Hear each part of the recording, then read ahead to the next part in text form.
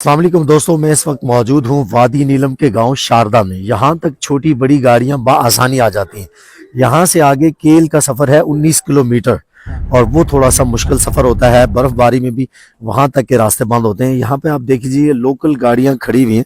यहाँ पे हर तरह की बसेस आ जाती हैं। ये आप देख लें, ये लोकल बस भी खड़ी हुई है। उसके अलावा यहाँ पे चहल पहल जारी है। तो आप लोकल ट्रांसपोर्ट पे भी आते हैं, बिल्कुल आसानी यहाँ तक आ जाते हैं। यहाँ पे अच्छी गाड़ी आती है। फिर यहाँ से आगे केल के लिए अगर ज़्यादा बर्फ़ हो तो जीपें चलती हैं, वरना आजकल लोकल ट्रांसपोर्ट बिल्कुल यहाँ से आगे केल मैक्सिमम 150-200 रुपये में आपको केल तक पहुँचा देते हैं। अब ये देख लीजिए, यहाँ पे छोटी बड़ी गाड़ियाँ आ रही हैं और आप अपनी गाड़ी पे आते हैं तो जिस टाइम मर्जी आए, शारदा तक आप आसानी पहुंच जाते हैं। और यहाँ तक रोड बिल्कुल पक्का है।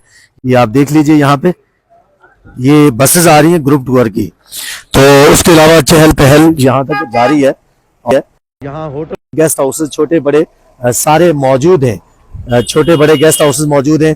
आजकल रेंट जो है वो 1500, 2000, 2500 में यहाँ पे आपको कमरा मिल जाएगा। ऑफ सीजन चल रहा है, तो जब भी आप आए, पहले शारदा आता है, फिर बाद में केल आता है। अगर आप थके हुए तो यहाँ रात को स्टे करके अगले दिन आप अरंग केल का प्लान करें, केल पहुंचे, फिर उसके बाद रोलिंग वीडियोस वो शेयर करें, पेज को फॉलो करें। मिलते हैं अगली वीडियो में। बहुत शुक्रिया।